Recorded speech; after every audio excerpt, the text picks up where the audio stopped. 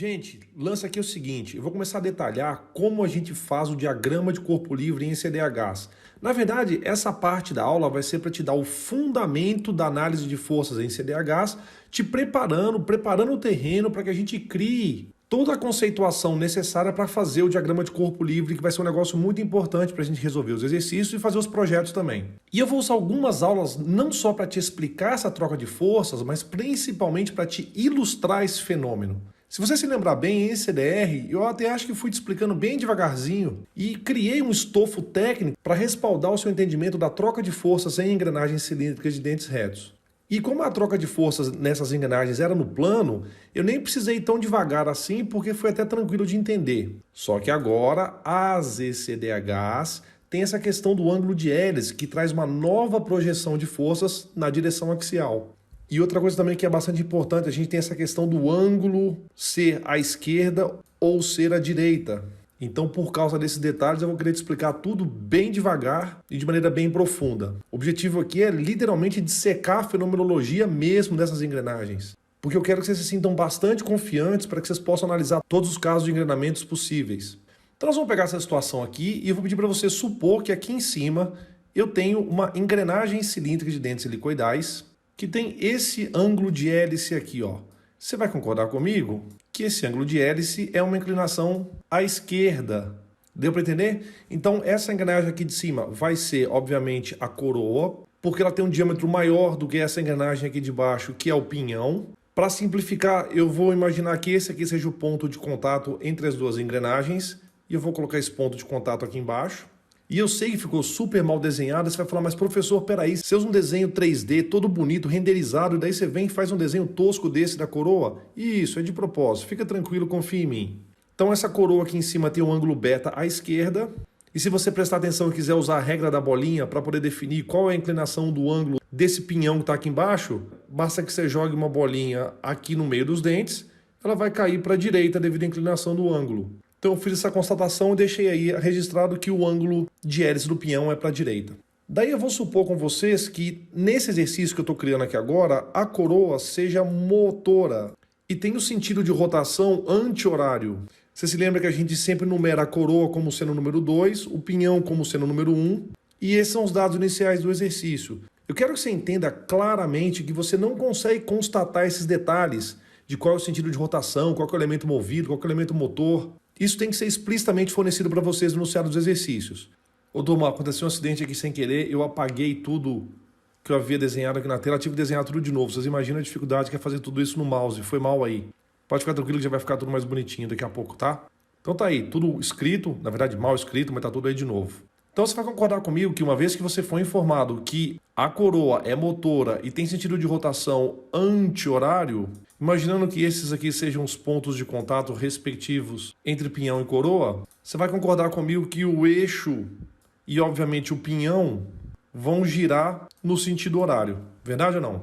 Então daí a gente pode começar a marcar as forças. Se o pinhão ele é movido, concorda comigo que torque e rotação tem que ser no mesmo sentido? E aí a gente sabe que a força normal que vai aparecer, ela é normal ao flanco do dente. Então ela tem que ser perpendicular. Estou tentando fazer o meu melhor aqui, hein?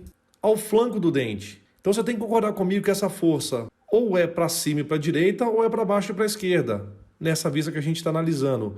Gente, se o torque é nesse sentido, não faz sentido técnico você falar, por exemplo, que a força Fn fosse para cá. Não tem razão, não tem motivos para você imaginar uma coisa desse jeito, estaria errado. Obviamente a força normal ao flanco do dente tem que ser nesse sentido. Só que nessa videoaula eu vou usar um artifício didático. Das outras vezes que eu te explicava o porquê que as forças eram naquela direção em sentidos específicos, tinha um motivo. Só que agora eu vou fazer um pouco diferente. Eu vou te mostrar que nessa situação as forças são assim. Na verdade eu só te mostrei a força normal ao flanco do dente. E na próxima transparência eu vou fazer uma decomposição da mesma. Só que na próxima videoaula que eu vou te explicar com detalhes o porquê que essas forças são assim. E eu insisto, nessa situação, e eu digo nessa situação porque se a gente trocar o sentido de rotação das engrenagens, algumas forças vão mudar de sentido. Se a gente trocar quem que é o elemento motor, quem que é o elemento movido, pode haver mudanças também. Se a gente trocar o sentido do ângulo de hélice, da esquerda para a direita e vice-versa, os sentidos das forças vão mudar também. Então você entende as minhas razões didáticas? Tudo na minha aula é friamente calculado. Só que você muitas vezes não percebe nem dá valor, hein? Então vamos aprofundar esse drama e vamos desenhar esses vetores bonitinhos e explorar melhor os planos das projeções dessa força. Vocês devem ter visto que eu tentei manter as cores em relação à figura do livro do Shigley. E claro, além de manter o padrão técnico, eu também quis manter o equilíbrio poético da coisa. Só que aí, quando eu fui fazer a seleção da cor da força axial dentro da matiz, é isso mesmo, é matiz. Eu escolhi a cor amarela ao invés da cor laranja. Mas vocês, por favor, me concedam essa licença poética porque eu vacilei mesmo. Então, como minha figura está muito mais bonita que a do Shigley, eu vou isolar essa figura do meu slide. Vaza! Aliás, deixa eu agradecer novamente a Roberta Cauano, que foi ela quem fez esse desenho 3D para ajudar nessa aula. A Roberta é ex-aluna da FEI e fez, além desse desenho, ela fez um desenho também para a aula de elementos de máquina Zoom, e especificamente de dimensionamento de eixos, e também fez os desenhos 3D dos exercícios das aulas de elementos finitos. Aí eu agradeci a Roberta num vídeo e um cara já falou para mim, não, professor, que legal que você tem uma outra pessoa que faz seus slides. Gente, não inventa, de onde é que sai uma lenda da paixão dessa? Seria maravilhoso se alguém pudesse fazer meus slides. Aliás, estou no aguardo dos voluntários e dos currículos aí, hein? Mesmo porque logo mais a Pixar vai querer fazer parceria com o canal AFD, então sua chance é agora, hein? Mas olha só, vamos lá. Por favor, tenham algo em mente. Nos próximos slides eu vou te mostrar 3 vistas diferentes dessa mesma figura. E daí, de propósito, eu vou deixar essas 4 forças aí. Só que vocês têm que entender que existe somente a força normal ao flanco do dente. Essa é a única força que é trocada entre as engrenagens. As outras 3 forças nada mais são do que projeções ortogonais da força Fn nas direções do triedro, quando uma das direções do triedro está alinhada com a direção axial do eixo. Então entenda isso, por favor, existe só uma força, Fn. As outras 3 outras forças são projeções ortogonais da força Fn no triedro. Inclusive eu tenho uma história bem curiosa que me aconteceu recentemente. Eu sou um entusiasta do uso de ferramentas computacionais, desde que você entenda a fenomenologia do processo. Aí um aluno meu que orienta da iniciação científica estava usando o Inventor e me disse que estava fazendo uns cálculos usando o programa e queria entender por que tinham 4 forças na análise da ECDH. Eu falei para ele, não pode ter 4 forças, tem só 3. Ele falou, não professor, tem 4 forças. Então deixa eu te mostrar essa tela do Inventor para te explicar exatamente o que aconteceu. Dá uma olhada nessa caixa aqui de resultados. É sobre isso que ele estava conversando comigo. Porque depois que eu forneci alguns dados como potência e rotação para um par de engrenagens cujas grandezas geométricas fundamentais eu já tinha definido, o programa estimou que essas engrenagens, sob o efeito dessas condições operacionais, tinham essas forças aqui. E eu vou manter as cores para vocês terem a referência. Essa força tangencial aqui, essa força radial e essa força axial. Então, essas são as 3 forças que o programa calcula, oriundas da força resultante em decorrente dessas 3, que é a força normal no flanco do dente. Então, o aluno estava discutindo comigo, ele falou, professor, tem 4 forças. Eu falei, não, só tem uma. E aí o programa certamente apresenta as 3 projeções ortogonais dessa mesma força. Eu sei que não precisava te mostrar, mas eu quero te mostrar. Vamos usar a fórmula. Usando cada componente na somatória vetorial, eu obviamente vou chegar na força resultante. Quer ver? Olha aí, eu fiz a substituição dos valores e obviamente a força normal ao flanco do dente é essa estimada pelo programa. Pois bem, então eu vou mostrar essas vistas para vocês para que vocês possam entender essa troca de forças espaciais. Quando eu falei espaciais é porque está no espaço vetorial tridimensional. Não vai achar que é alguma coisa cósmica, hein? Essa vista que nós estamos apreciando aí agora é do plano XZ. Dane-se, eu sei que vai ficar repetitivo, mas vou falar de novo. A gente tem apenas uma força incidindo, que é a força normal ao flanco do dente. E daí a gente representa essa força normal em função das 3 projeções ortogonais dessa força. Então nessa figura eu estou te mostrando 4 forças, mas na verdade só tem uma. Nessa vista, a força tangencial estaria saindo da tela, indo na sua direção e no seu sentido. Olha o vetor aqui apontando para você. Inclusive deve ter tido gente que desviou a cabeça aí com medo dele sair pela tela. Mas calma, é só um vetor inofensivo da força tangencial. Quer dizer, é um vetor inofensivo, mas ele é bem útil, né? Porque esse vetor, ele representa a força tangencial que é responsável por transmitir o torque. Agora, do ponto de vista do eixo, essa aqui é a direção axial. Daí você consegue ver claramente que a força axial na engrenagem, ela aponta da direita para esquerda. Então, levando em conta esses 2 rolamentos A e B, você vai perceber que o rolamento que é bloqueado tem que ser o rolamento A, que é para onde a força axial aponta.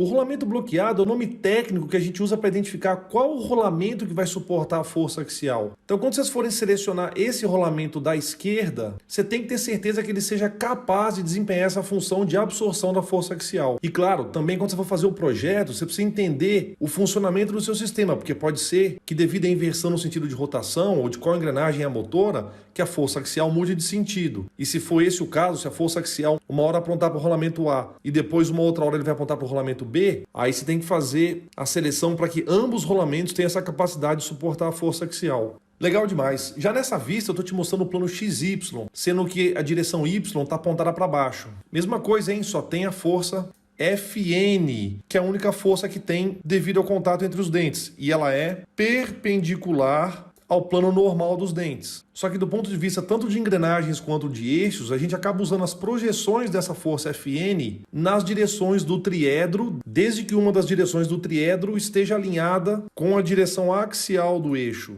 E claro, nessa vista você está vendo a força radial apontando para baixo. Ela está entrando na tela do computador. Outra coisa legal que a gente consegue ver nessa vista é a chaveta que está aqui na ponta do eixo. E aí, novamente, você vai perceber que, nesse caso, a força axial aponta de B para A. Eu digo do rolamento B para o rolamento A. Então, nesse caso, a força axial aponta para a esquerda. Essa vista aqui que você está vendo, aparece o plano ZY. E nessa vista fica muito, mas muito claro aquilo que eu sempre digo e talvez nunca tenha saltado tanto aos seus olhos igual vai acontecer agora. Olha o eixo de transmissão de potência aqui, ó, tá vendo? Olha a chaveta aqui.